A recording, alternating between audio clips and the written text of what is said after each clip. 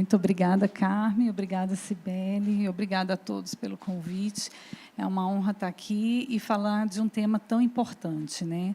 Então, coube a mim trazer um pouco, né, sobre o diagnóstico, a gente comentar um pouco desses fatores de risco.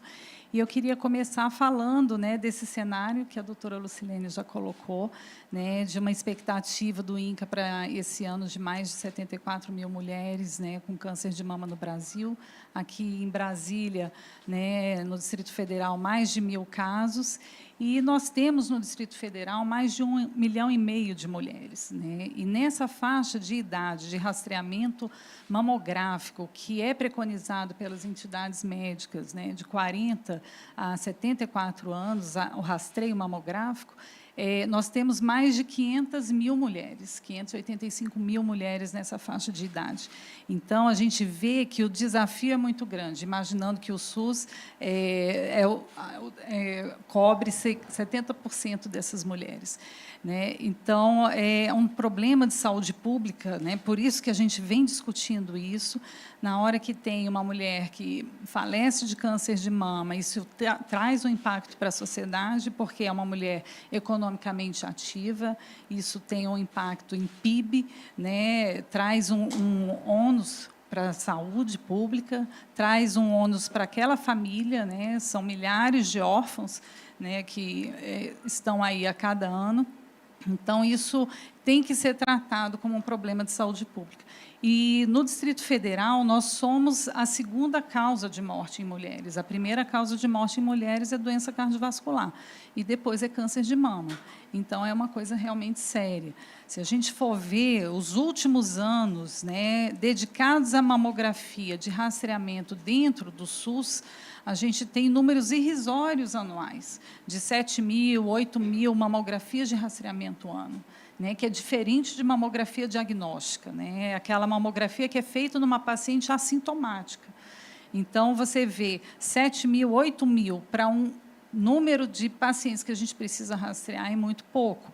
Então, é importante saber que a mamografia ela traz um diagnóstico precoce, porque ela vai ver lesões menores do que meio centímetro, entendeu? E isso traz um índice de cura maior, vai trazer uma chance, né, um prognóstico melhor de vida para essa paciente, uma vida mais longa, e vai ter impacto na mortalidade.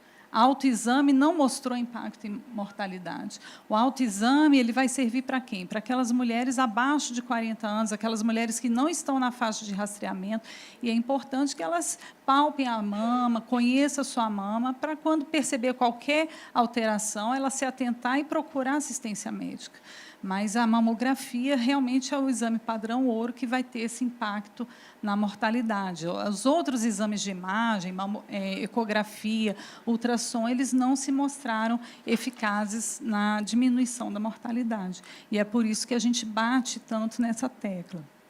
Quando a gente vê assim, essa preocupação, que não é só nossa, né, uma preocupação da Organização Mundial de Saúde, ano passado foi lançado o desafio global contra câncer de mama pela OMS, que é um desafio que traz para os países membros, né, 3 pilares, que é fazer diagnóstico precoce, fazer um curto espaço de tempo do diagnóstico ao início do tratamento, porque isso tem impacto no prognóstico, e fazer com que as pacientes que iniciaram o tratamento terminem o tratamento. Então, esses 3 pilares são coisas que a gente pode usar na saúde pública no nosso país, pode trazer para a nossa realidade, e que é importante, já que a gente é membro dessa comunidade da OMS, trazer isso para a nossa realidade mesmo.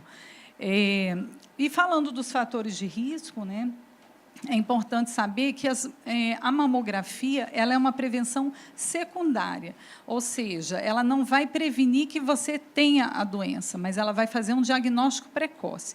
A prevenção primária é quando você evita que a doença aconteça. É como se faz com as vacinas. Por exemplo, eu quero evitar a rubéola, eu vou vacinar contra a rubéola, então eu não vou ter a doença. No câncer de mama não existe isso, é uma doença multifatorial, tem muitas coisas envolvidas, então a gente vai fazer essa prevenção primária com a mamografia. Então, os fatores de risco eles são importantes a gente conhecer para a gente diminuir o nosso risco de desenvolver a doença.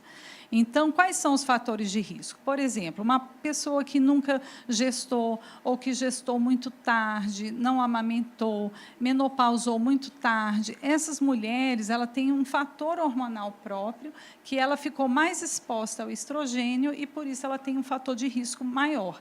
Então, essas mulheres, às vezes, elas precisam estar um pouquinho mais atentas às suas mamas, né?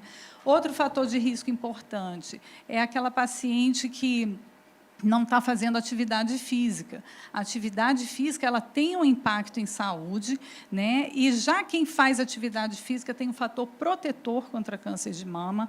Quando a gente faz atividade física regular, pelo menos 3 vezes por semana, você vai diminuir em 25% o risco de desenvolver câncer de mama. Então, isso é altamente impactante. Então, é importante que as pessoas, né, se movimentem, se estimulem a fazer atividade física, não deixar isso para lá, porque é uma coisa mais simples e que a gente pode estar fazendo no dia a dia, né? Outro fator de risco importante é a obesidade. Então, procurar estar no peso ideal é importante. A nossa gordurinha periférica, ela produz mais estrogênio, ela produz fatores de crescimento celular relacionados à insulina, ao metabolismo da glicose, que causam alterações celulares e vão aumentar o risco para câncer de mama. Então, a gente preservar, né, esse peso ideal é um fato muito relevante. Outro fator de risco é a terapia hormonal. A gente sabe que a terapia hormonal ela é importante naquela fase do climatério. Pacientes muito sintomáticas vão necessitar realizar a terapia hormonal, mas ela vai ter um impactozinho no aumento do câncer de mama. Esse impacto é pequeno, ele não é tão grande quanto a gente imaginava anos atrás, mas ele existe e é bom as mulheres que fazem a terapia hormonal estar atentas também. E outro fator de risco é a ingestão de álcool, né? Depois da pandemia, a gente teve um aumento grande da ingestão de álcool no Brasil, né? Não só no Brasil, no mundo inteiro. Então, esse aumento da ingestão de álcool é preocupante, porque nos estudos clínicos a gente não tem uma dose segura. Ah, eu vou tomar um vinhozinho todo dia, né? Todo mundo gosta, faz bem para o coração, mas não existe uma dose segura para você fazer uso diário de bebida alcoólica. Então, isso vai aumentar o risco e é preciso que a gente se atente a isso também. E a idade. A idade é o principal fator de risco para câncer de mama, né? Então, as mulheres que têm idade acima de 50 anos, elas vão estar mais sujeitas a desenvolver câncer de mama. Aqui no Distrito Federal, nós temos feito alguns trabalhos científicos lá dentro do Hospital de Base, junto com o programa de residência médica, e lá a gente tem visto que a média de pico de incidência de câncer de mama aqui na nossa realidade está por volta de 54,5 anos. Então, é importante a gente estar olhando para isso com cuidado, né? Então, é isso que eu queria passar para vocês e vou ficar à disposição para as perguntas, que acho que o debate vai ser muito bom.